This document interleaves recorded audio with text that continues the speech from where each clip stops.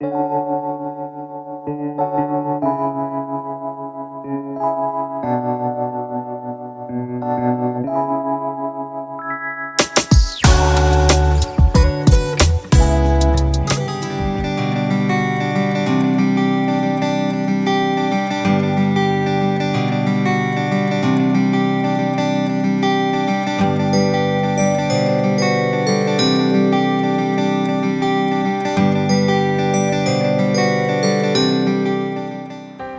mil bendiciones para todos. El Señor les continúe bendiciendo. Estamos en la quinta entrega ya de Si hijos, herederos. Y esto promete ponerse muchísimo mejor, créanme. En la entrega anterior estuvimos analizando el pasaje de Números capítulo 1, donde vamos a continuar hoy. Sin embargo, quiero dar una perspectiva que nos oriente un poco sobre lo que estaba viviendo el pueblo en esa situación, en el momento de que se escribió Números capítulo 11. ¿Cuál es el trasfondo? Y por favor le pido que me acompañe a Éxodo capítulo 1. Éxodo capítulo 1, y vamos a leer desde el versículo 8 en adelante. Éxodo capítulo 1, versículo 8. Siempre le pedimos a Dios su dirección, porque es necesario que siempre comprendamos que solo Dios es el maestro verdadero que conoce las cosas de Dios y que solamente Él las puede revelar. No venimos a escuchar la formación académica de ningún hombre, venimos a escuchar la vida a partir de la palabra de Dios y de la boca de Dios mismo, que Él puede usar cualquier instrumento, y por eso le pedimos a Dios que así lo haga conmigo en esta ocasión. Bendito Dios, Padre Celestial, te damos gracias por este día, esta ocasión que nos das de recibir el alimento espiritual que es tu palabra.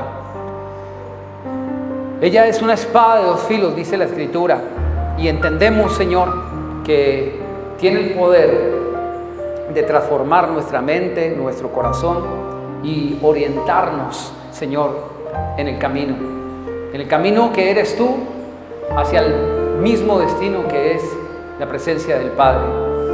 Queremos vivir para ti. En pocas palabras, no podemos vivir sin ti. Necesitamos de la santificación y de la limpieza de tu palabra, en el nombre de Jesús. Amén. Éxodo capítulo 1, versículo 8. Dice así: Entre tanto se levantó sobre Egipto, diga conmigo, sobre Egipto, un nuevo rey que no conocía a José, y dijo a su pueblo: miren, el pueblo de los hijos de Israel es más numeroso y fuerte que nosotros. Diga conmigo, más poderoso. Versículo 10. Ahora pues, seamos sabios para con él, para que no se multiplique y acontezca que, en caso de guerra, él también se una a nuestros enemigos para pelear contra nosotros y se vaya de esta tierra. Entonces pusieron sobre ellos, sobre los judíos, comisarios de tributos. Diga conmigo, la agencia de tributos públicos, para que los oprimieran con sus cargas. Cualquier parecido a la realidad actual. Así edificaron para el faraón. Oiga, los tributos, los impuestos eran para edificar para el faraón. Así edificaron para el faraón las ciudades de almacenaje Pitón y Ramsés. Ahí dice Ramesés. Versículo 12. Pero cuanto más los oprimían, tanto más se multiplicaban y crecían. Diga conmigo, a mayor opresión, mayor crecimiento. Diga conmigo, a mayor opresión, mayor depresión. No, mayor crecimiento. Mayor opresión, usted elige si mayor depresión o si mayor crecimiento. La elección la hacemos nosotros, ¿ok? Somos de los que nos ahogamos en el agua que está a nuestro alrededor, o la usamos para que nos saque a flote. Dicen bien por allí que el agua fuera del barco es la que lo hace navegar y llegar a un puerto seguro, pero la que entra en el barco es la que lo hunde. El agua es el agua. La cuestión es qué hace el agua con la embarcación que es tu vida. En estos días estaba por allí en un centro comercial y mientras estaba haciendo la fila para pagar, ahí había unos libros y noté que una señora sacó un libro y solamente estaba leyendo algo allí y en la portada decía: ¿cuánto te pesa lo que te pasa? No lo he leído, pero ¿qué título? ¿Cuánto te pesa lo que te pasa? ¿Pesará tanto como para llevarte a hundir? ¿Sabe cuánto pesa un buque? ¿Un transatlántico? ¿Un crucero? Toneladas, toneladas. Y sin embargo se mantiene a flote.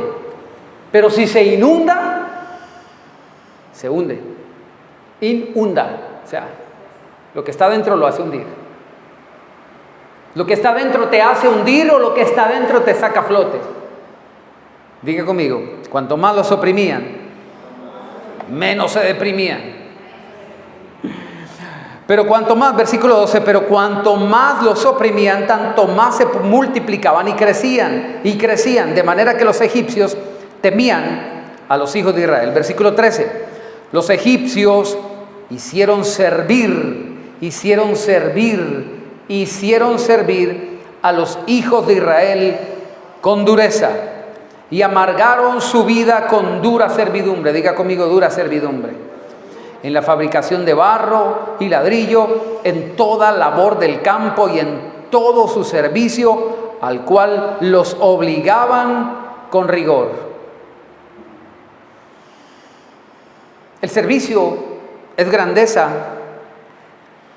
En el cristianismo entendemos ese principio, pero hay un servicio que se convierte en esclavitud y es aquel que no se hace a Dios. El servicio que no se oficia a Dios dentro de los parámetros que Dios establece se convierte en una esclavitud. Aquí forzaron y esclavizaron al pueblo de Dios, al pueblo de Israel, dice con dura servidumbre, y dice que amargaron su vida con dura servidumbre y les impusieron el servicio con obligación y rigor. Este es el contexto del pasaje que vamos a continuar leyendo. Números capítulo 11, versículo 1.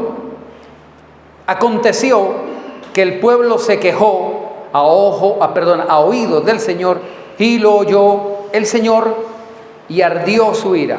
Diga conmigo, ardió su ira. Yo dije que no iba a ir sobre esto, pero tengo algo que decir. Bueno, sigamos leyendo y ya le comparto ese pensamiento.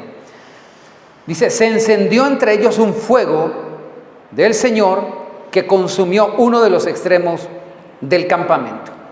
Dice la Biblia que por la queja de ellos ardió la ira de Dios y se encendió entre ellos un fuego de Dios. O sea que hay un fuego que se necesita aclarar que es de Dios, porque hay fuegos que no son de Dios. ¿Ok? La Biblia dice en Deuteronomio capítulo 12, versículo 29, que Dios es fuego consumidor. ¿Cuántos han leído ese pasaje o lo han escuchado? La Biblia dice que Dios es fuego consumidor. Pero hay otro pasaje en Primera de Juan, capítulo 4, si bien recuerdo es el versículo 8, donde dice que Dios es amor.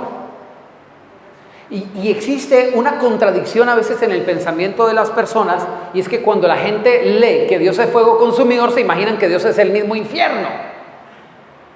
Pues fuego consumidor, imagínense, ¿cierto? Eso suena como que Dios es el mismo infierno que lo puede encender algún día. Pero la esencia de Dios es que es también amor. ¿Cómo entonces conciliar esos dos aspectos en apariencia contradictorios? Que Dios es amor y al mismo tiempo fuego consumidor. Sencillo. Dios todo lo hace en amor y por amor, porque Él es amor. Y el fuego de su naturaleza que consume es por el mismo amor. Es decir, Dios te ama tanto que se rehúsa a dejarte como estás porque sabe que algunas cosas que todavía tienes te van a entorpecer el camino que te conduce hacia la bendición. Entonces utiliza un elemento purificador, el fuego. El fuego. El fuego no es tanto una manifestación de odio.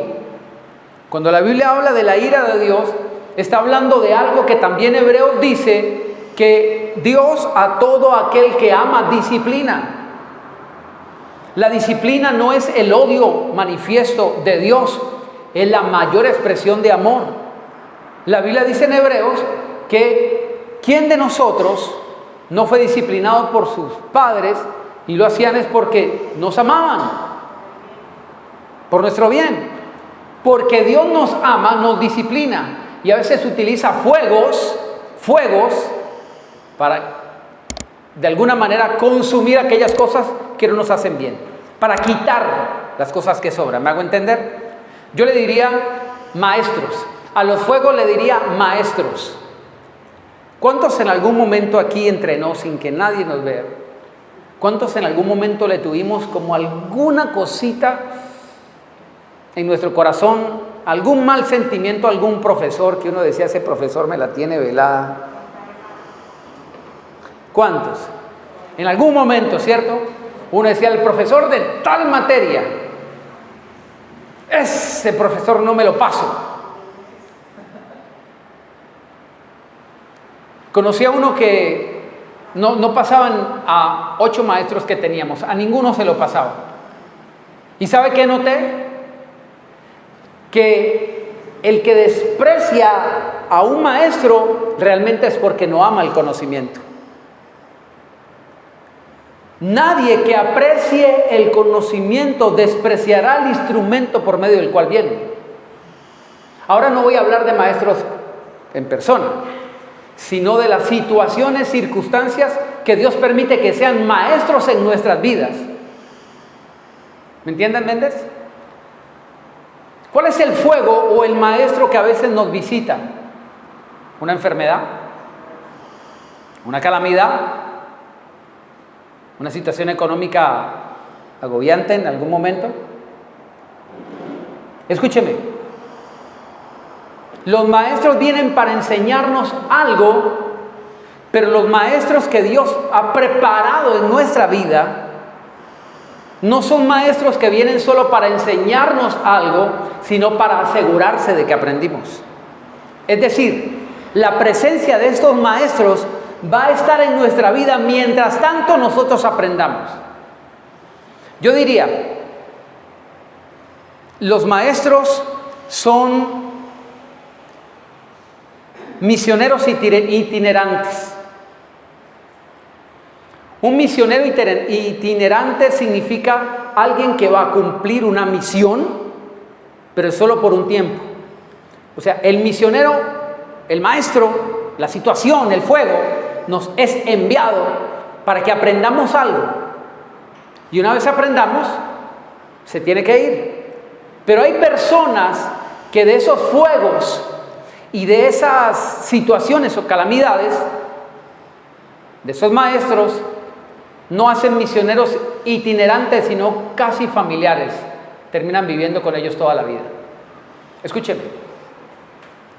Hay situaciones que no se van a ir de nuestras vidas. No porque Dios los haya enviado para que convivamos con ellos para siempre, sino que nosotros prácticamente nos acostumbramos a eso. Casi que terminamos amando la instrucción que el maestro nos trae, pero nunca queremos aprenderla. ¿Cuántos en algún momento, a través de una enfermedad, qué sé yo, hemos aprendido lo frágiles que somos y que tenemos que aprender a agachar la cabeza? Que alguien nos haya humillado, que alguien nos haya puesto en nuestro lugar. ¿Cuántos? Hace poco estuve pasando una situación, una prueba en mi cuerpo, donde créame que solamente ir de la habitación a la cocina era casi como correr una maratón entera. En serio, yo corría pasito por pasito, todo me dolía, todo. Ahí aprende uno lo frágil que es, ¿no? ¿Cuánto necesitamos nosotros aprender? Pero hay cosas que llegaron a nuestra vida no para quedarse. El maestro no vino para quedarse, el aprendizaje sí. Si yo no retengo el aprendizaje, voy a retener el maestro cuanto tiempo sea necesario. Es mejor que aprendamos porque hay maestros que son insoportables, ¿verdad? Pregúntele a Dios. Yo sé que la gente dice que no, pero no le pregunta a Dios solamente por qué, sino también para qué. ¿Por qué y para qué? ¿Por qué y para qué? ¿Por qué y para qué? Necesitamos aprender el por qué. Ok, cierro paréntesis. Se encendió, dice, entre ellos un fuego de parte de Dios que consumió uno de los extremos del campamento, versículo 2. El pueblo clamó a Moisés y Moisés oró al Señor, entonces el fuego se extinguió.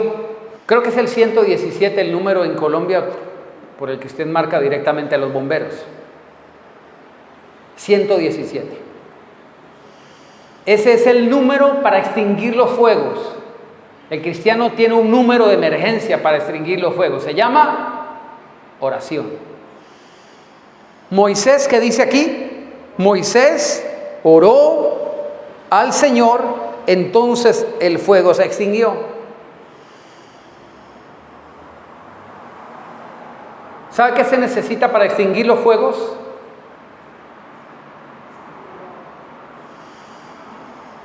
¿Agua? No necesariamente. Hay fuegos que son más inflamables con agua. Señor, quitarle el oxígeno. Eso se llama el combustible. Reconociendo lo que produce la combustión para saber cómo actuar allí. La oración no solamente apaga los fuegos así como por apagarlos. Dios va al fondo.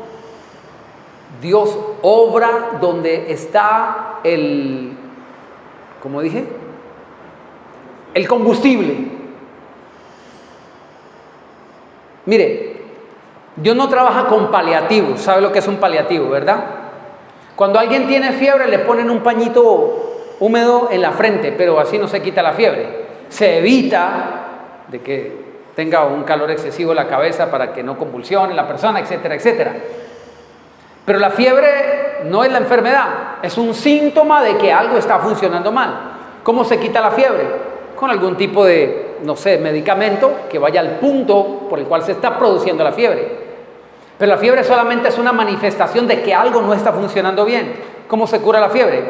Haciendo que lo que no está funcionando bien, funcione bien. Dios no solamente apaga fuegos, porque sí, Él va al origen. Y la oración entonces va al origen.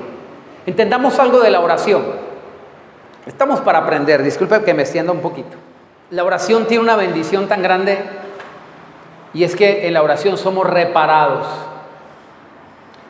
¿Alguien piensa que la oración simplemente es la cita que le dieron para las quejas, peticiones y reclamos, ¿no? Es el espacio que usted saca para rendir sus peticiones, quejas y reclamos ante el cielo.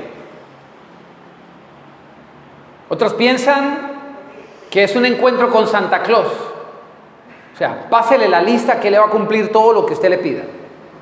La oración es intimidad con Dios al punto donde puedo hallarme tanto en Él que soy transformado.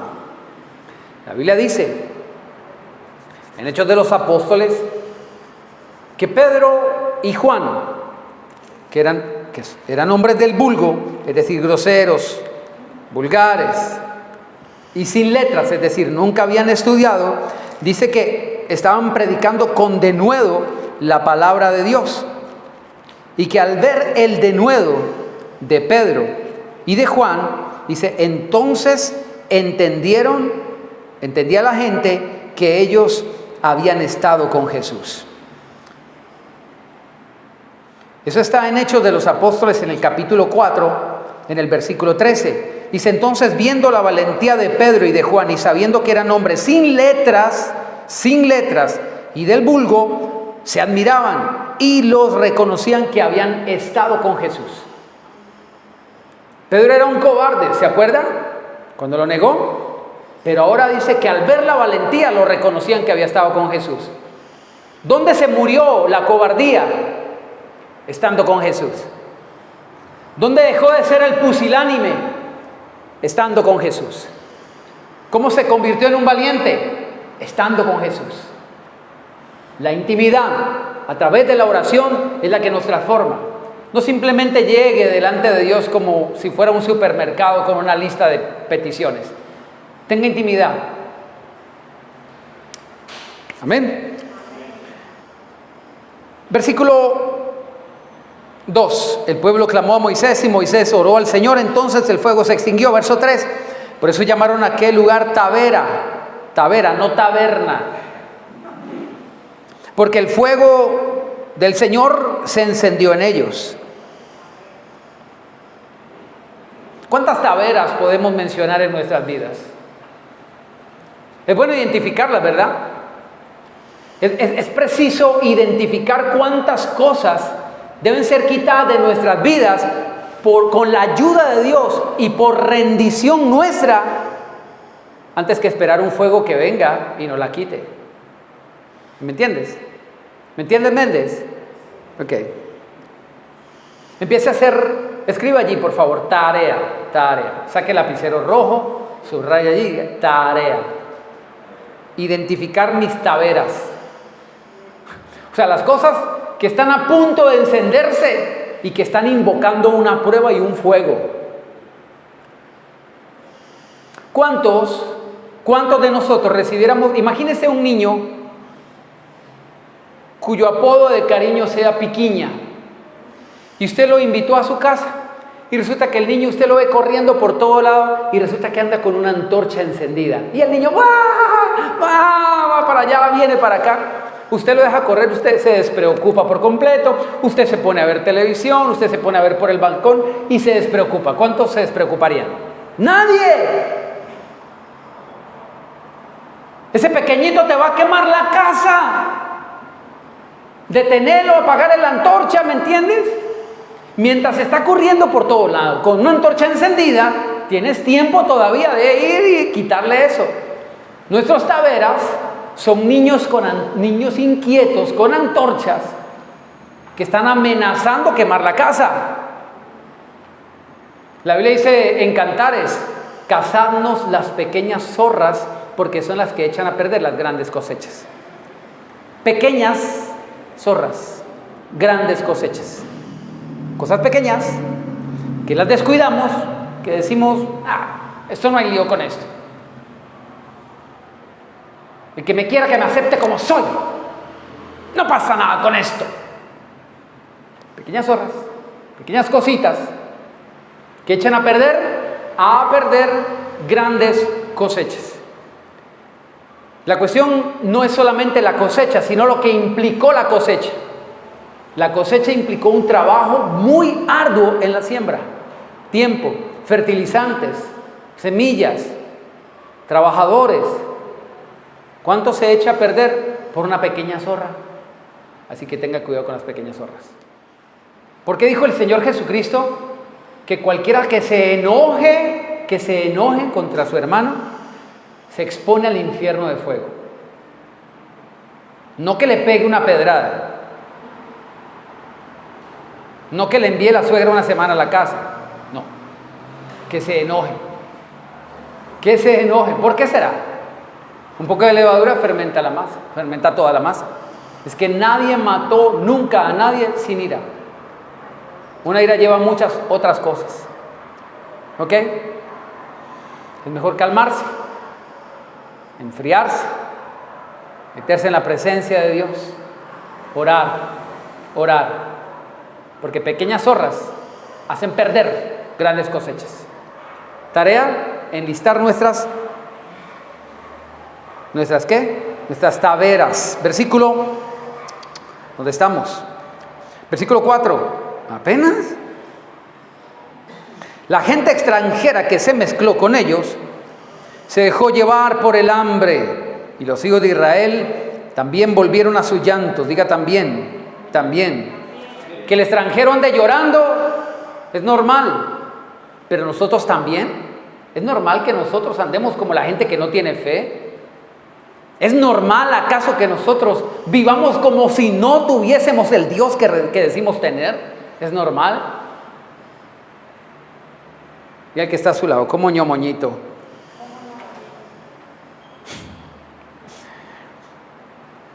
Versículo 4 al final. También volvieron los hijos de Israel a sus llantos diciendo: ¿quién nos diera a comer carne? Nos acordamos. ¿Se acuerda que el pueblo se empezó a quejar? Mire cómo comienza el pasaje, versículo 1, ayúdame. Versículo 1. Hay la primera palabra. No lo tenemos. Pues escríbalo allí, mamita, improvise. La primera palabra, Números capítulo 11, versículo 1 dice: aconteció que el pueblo se quejó a oídos del Señor. Se quejó, aconteció. Este acontecimiento no fue que ¡pum!, algo apareció la queja. El acontecimiento vino por el recuerdo. Mire lo que dice el versículo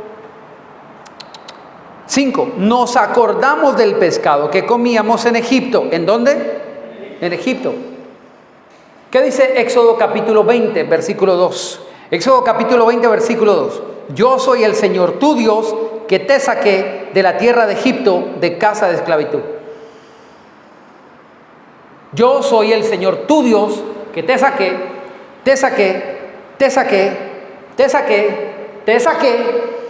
de tierra de Egipto, de casa de esclavitud. Diga conmigo, casa de esclavitud. Diga conmigo, casa de esclavitud. Dios sacándolos y ellos metiéndose. El recuerdo los trajo nuevamente a la esclavitud. Escúcheme, no estaban en Egipto, ya no estaban en Egipto, Dios los sacó, pero el recuerdo los llevó nuevamente a la tierra sin estar en presencia física de ella. Si la tierra prometida no está en ti, jamás la pisarás. La tierra prometida tiene que estar acá porque todo es por fe. Jamás pisarás, jamás estarás en la tierra que primero no pisaste en tu mente y en tu corazón. Dios le dijo a Abraham antes de entrar a la tierra prometida: recórrela porque a ti te la daré. ¿A ti te la di? No. Todo lo que pisare la planta de tu pie será tuyo. Lo que no pisas en fe, jamás pondrás tus pies allí. El recuerdo los llevó a ellos a Egipto. Nos acordamos como en Egipto. ¿De qué te acuerdas? ¿Por qué no te acuerdas que Dios te sacó de allí? ¿Sabe por qué somos malos para pensar de manera correcta? Porque nos fuerzan los pensamientos, los recuerdos incorrectos. Somos malos para pensar de manera correcta porque encontramos una forma viciada de nuestros recuerdos antiguos. ¿Cuántos en algún momento se han sentido como movidos hacia un pensamiento o una inclinación de un pensamiento que saben que no deben tener, que no es correcto, pero se identifica con un comportamiento que teníamos antes de conocer a Dios? Como que la mente se nos fuera hacia una forma de pensar que nosotros ya tendríamos que haber dejado atrás. Un recuerdo puede tener la fuerza de volvernos hacia el pasado, a que vuelva a resucitar aquel que debió morir. Solo un pensamiento hoy en tu vida cristiana te pueda llevar a vivir la vida mundana que ya habías dejado atrás. El pensamiento correcto es el que determina la vida correcta. Si quieres posicionarte, recuerda que estamos hablando de posición para posesión. Si quieres posesionarte de la tierra, tienes que posicionarte como alguien digno de vivir en ella. Dios necesitaba que este pueblo dejara la mente de esclavos para llevarlos a ser conquistadores. De esclavo a conquistador. ¿Qué eran aquellos hombres que venían a tomar la tierra que estaba en propiedad de otros, sino conquistadores? Pero no podían conquistar nada si no dejaban la mente de esclavos. Ellos estaban enseñados a ser sometidos. Y aquí su pensamiento denota que su sumisión no era solamente ante el yugo esclavista de los egipcios, sino de los placeres que ellos tenían allí, sin importar la condición que tuviesen. Dios quiere llevarnos a unas posiciones de verdadera bendición. Dios no nos quiere forrarnos en plata. Escuche lo que estoy diciendo. Dios no quiere forrarnos en plata. Dios quiere bendecirnos, que es diferente. Hay gente que tiene dinero y nunca será bendita. Hay gente tan miserable, tan miserable. Yo antes pensaba que las personas miserables eran las que vivían debajo de un puente. Y he conocido gente tan miserable, que lo único que tiene es dinero. La Biblia dice que la bendición del Señor es la que enriquece. El mundo tiene un concepto: la plata enriquece, mucha plata enriquece. La Biblia dice: la bendición del Señor es la que enriquece, y no añade tristeza con ella. O sea que la prosperidad de Dios es algo diferente. Es plata también, pero sin pleito. Ni conflictos interiores, que son los más difíciles de sortear. Y solo la prosperidad de Dios puede darte esa quietud y esa calma. Eclesiastés lo dice: al rico no le dejan dormir las riquezas. ¿Sabía usted? Hay gente que dice: yo prefiero llorar en una mansión y en un Ferrari que llorar en un tugurio. Pero llorar es llorar. La gente que dice eso no ha entendido. No ha entendido. No se trata de tener riquezas, se trata de tener la bendición que nos da la paz que solo Dios puede dar. La bendición de Dios te enriquece. O sea que si alguien quiere riquezas, tiene que asegurarse primero que la bendición de Dios esté sobre él. Mira que está a su lado. ¿Captas, capullito?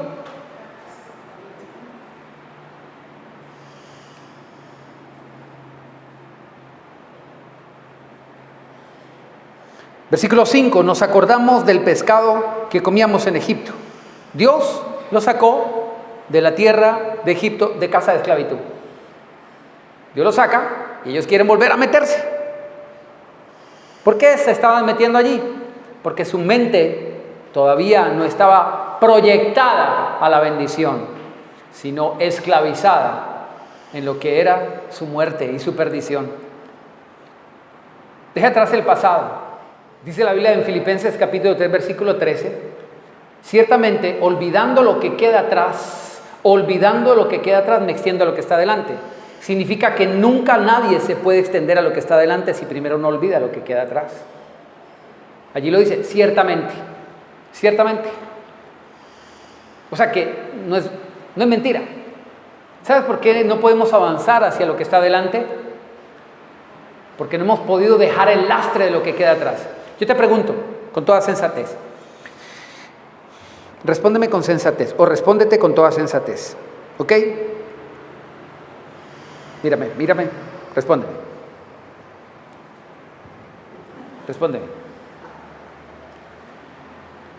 ¿Tú crees que vale la pena aquello por lo cual me he quedado atascado en el pasado? Por lo que Dios tiene delante mío, que es mucho más grande. ¿Por qué le das tanto valor, discúlpame, a ese lastre inmundo y no a una promesa bendita? ¿Por qué tiene más fuerza quedarse anquilosado en un pasado infructuoso y no avanzar por lo que Dios tiene preparado? Yo no sé lo que viene delante mío para futuro, solo sé una cosa: que Dios ya está allí. Y eso me garantiza una gran bendición. Dios te está esperando al otro lado de tu pasado. Suelta ese pasado. Perdón por despertarla, discúlpeme, qué pena, lo desperté. Suelta ese pasado ¿Qué valor tiene para yo quedarme? Es que usted no sabe lo que me hicieron. Es que usted, sí, Dios lo sabe todo. Ahora yo te entero. Tú me estás diciendo que yo no sé lo que te hicieron. Yo te voy a mostrar lo que Dios te va a hacer.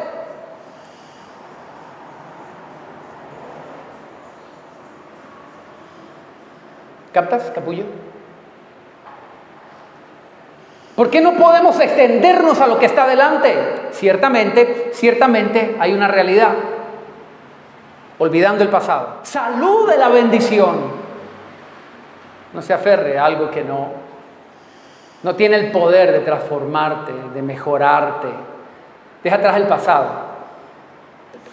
Oiga, no he podido avanzar. Bueno, Dios nos está nutriendo. Amén. Sigamos. Versículo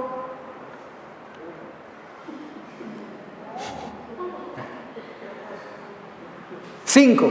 Bueno, ahora sí, después de esta breve introducción, ahora sí comenzamos el mensaje. Nos acordamos del pescado que comíamos en Egipto de balde, de los pepinos, los melones, los puerros, la cebolla, los ajos. Ahora nuestra alma se seca. ¡Oh! Se volvieron hasta poetas. Pues nada sino este maná ven nuestros ojos. Ese era el problema. Lo que veían y no con los ojos del alma. ¿Por qué no veían con los ojos del alma? Porque estaba seca. ¿Se da cuenta que lo profundo del corazón habla la boca? Cuando usted tiene resequedad, naturalmente lo que va a hacer es cerrar los ojos para poderlos lubricar. Un alma seca es un alma sin visión. Un alma que no ve hacia adelante, que no ve con los ojos con los que debe ver, los ojos de la fe.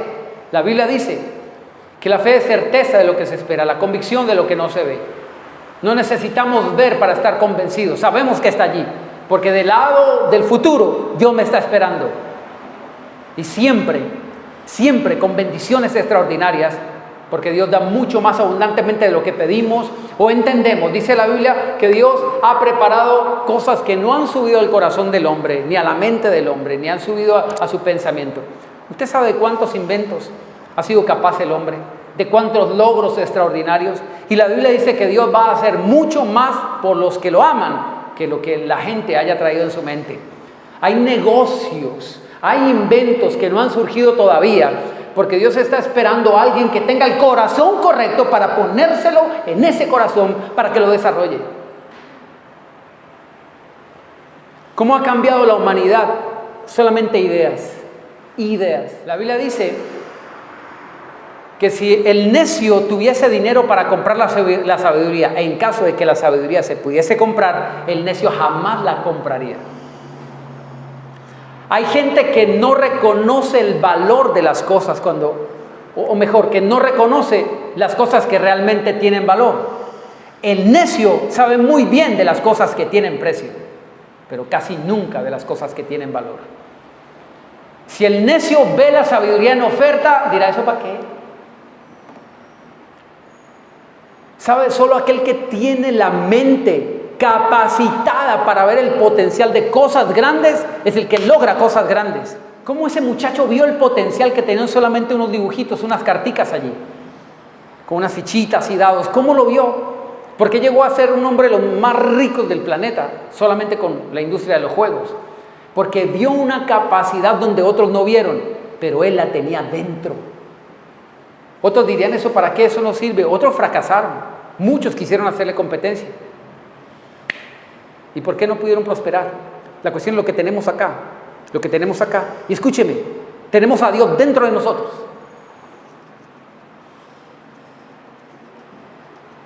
Estaba viendo en familia la película El Rey León. Disculpe que le cuente de esto. Y hay una imagen donde el Rey León había muerto y se encuentra con el heredero, Simba, el leoncito pequeño. Y se le aparece por allí una imagen, es una película, evidentemente, porque los leones no hablan, es una película. Y en la imagen se le aparece el león papá y le dice, te has olvidado de mí, Simba. ¿Te olvidaste de mí? Y él dijo, no, nunca. Y él dijo, sí, te has olvidado de mí porque no sabes quién eres tú y olvidaste que yo vivo en ti. ¿Cuántos de nosotros nos hemos olvidado de Dios? Porque nos hemos dejado de lado el creer y el entender que Él vive en nosotros. No nos hace dioses. Pero la Biblia dice, 2 Corintios capítulo 3, versículo 4. Dice, esta confianza la tenemos mediante Cristo para con Dios. Verso 5. No que estemos capacitados para hacer algo por nosotros mismos. Al contrario, nuestra capacidad proviene de Dios. No estoy capacitado para hacer algo por mí mismo, pero mi capacidad proviene de Dios. Diga el débil, fuerte soy. Todo lo puedo en Cristo que me fortalece. Es que yo no puedo perdonar, todo lo puedo en Cristo. Es que yo no puedo desarrollar este negocio, todo lo puedo en Cristo. Todo lo puedo en Cristo. Todo lo puedo en Cristo. Todo lo puedo en Cristo. Todo lo puedo en Cristo. No tenemos capacidad por nosotros mismos. Si dependes de ti, vas a caer. El fracaso está asegurado. Pero si puedes confiar en Dios, la bendición está asegurada. Volvamos, números. Ahora sí. Ahora, versículo 6, dice Números capítulo 11, nuestra alma se seca, pues nada, si no este maná, ven nuestros ojos. ¿Qué ven tus ojos? Diga conmigo, lo que pueda percibir el alma. ¿Cuán seca está? Necesitas agua. Agua de la palabra, agua del Espíritu. Mira lo que dice la palabra de Dios en el libro de Job, en el capítulo 14, en el versículo 7. Job 14:7. El árbol, aunque lo corten, diga conmigo, aunque lo corten.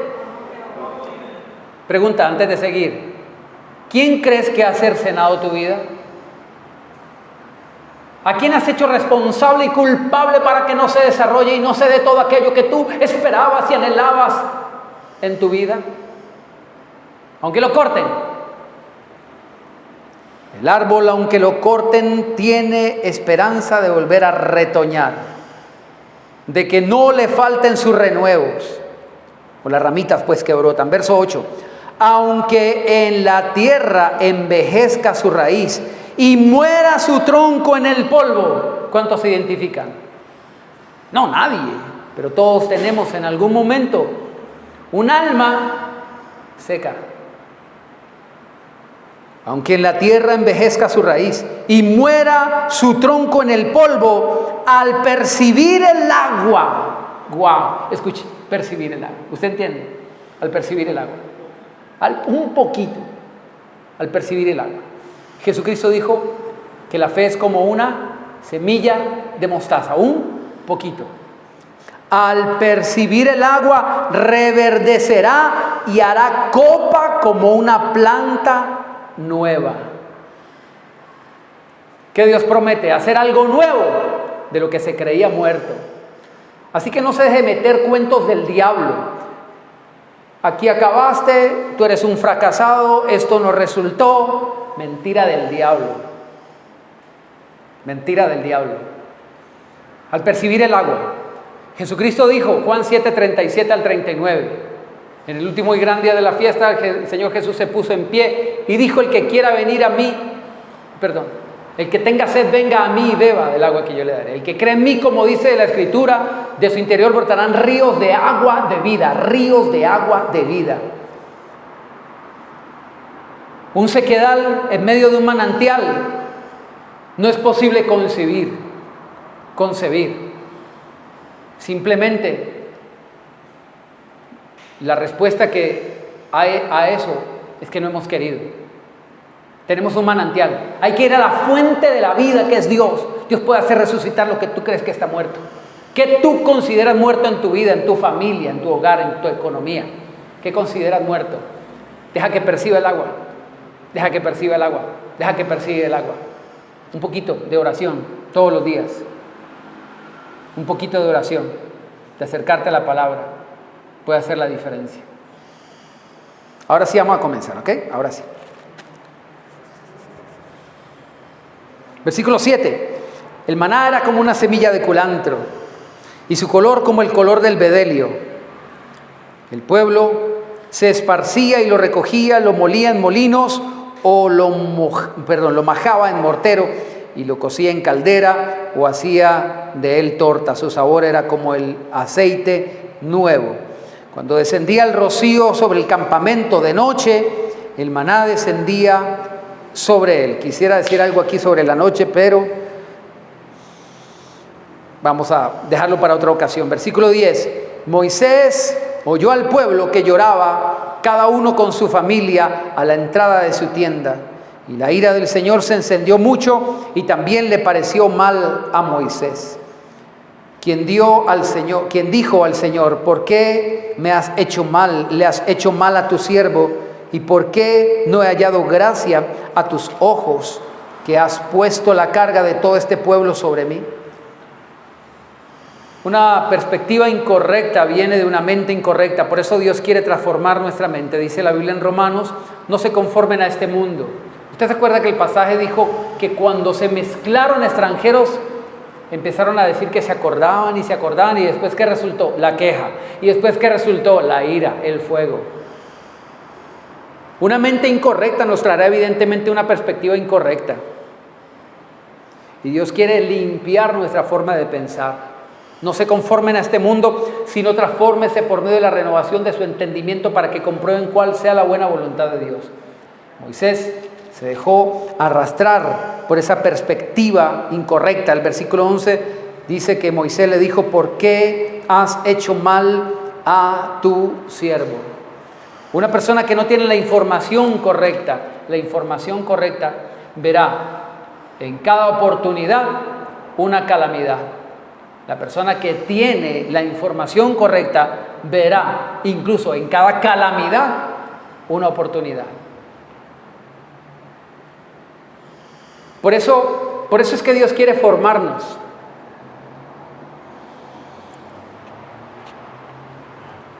No es muy bonito el ejemplo que quiero poner a continuación, pero es lo que se me viene a la mente. Hay unos buques bombarderos que utilizan las grandes potencias y desde siempre, en el tiempo de los piratas, las embarcaciones llevaban unos cañones. ¿Cuántos han tenido la oportunidad de ver cañones de los antiguos, de esos de hierro, en las murallas de Cartagena, por ejemplo?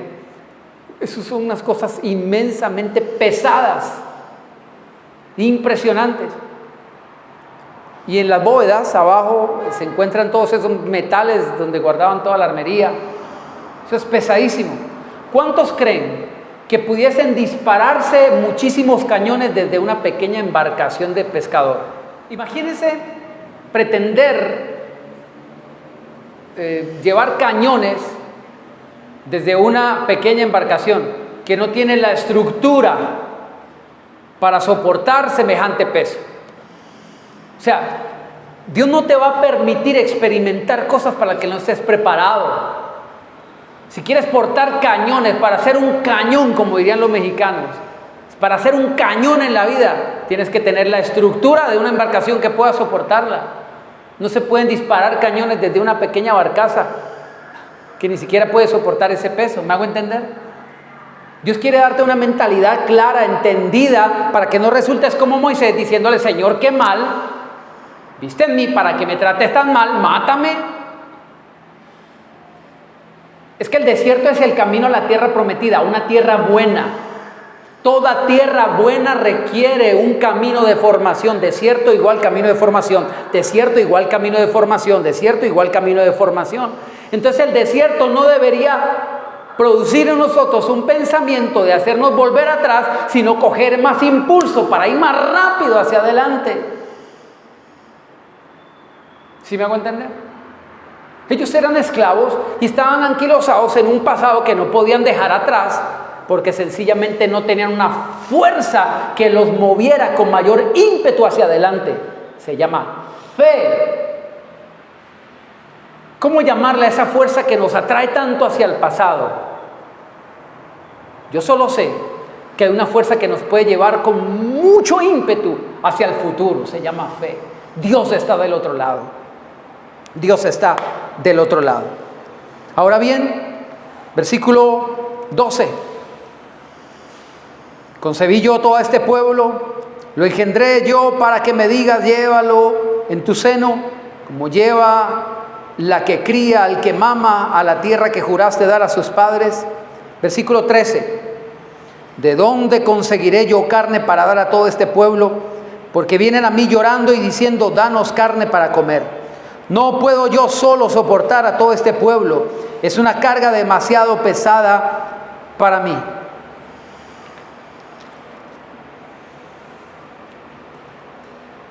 A veces hacemos de nuestro bagaje nuestro anclaje. Hacemos de nuestro bagaje nuestro anclaje. Jesucristo dijo en Mateo capítulo 11, versículo 28. Tranquilo, no se preocupe que ya estamos empezando. Mateo capítulo 11, versículo 28. Vengan a mí todos los que están trabajados y cargados y yo los haré descansar. ¿Cuántos en algún momento nos hemos sentido que no podemos más con la vida? Y venimos al Señor diciéndole, Señor, dame descanso. Pero a veces, si somos sensatos, no podemos es con la vida cristiana. Entonces, ¿a quién vamos para obtener descanso? Es que no hemos entendido que a veces hacemos del bagaje un anclaje. Y ya voy a tratar de explicar lo que eso significa. Vengan a mí todos los que estén trabajados y cargados, yo les haré descansar. Lleven mi yugo. ¿Qué? Señor, quiero que me lo quites, no que me pongas otro. ¿Cuál es el descanso que Dios nos promete? Llevar un yugo.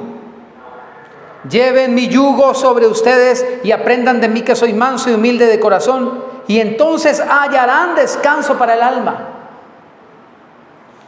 ¿Sabe? Lo que el Señor nos está diciendo es que la manera de descansar es poniéndonos un yugo.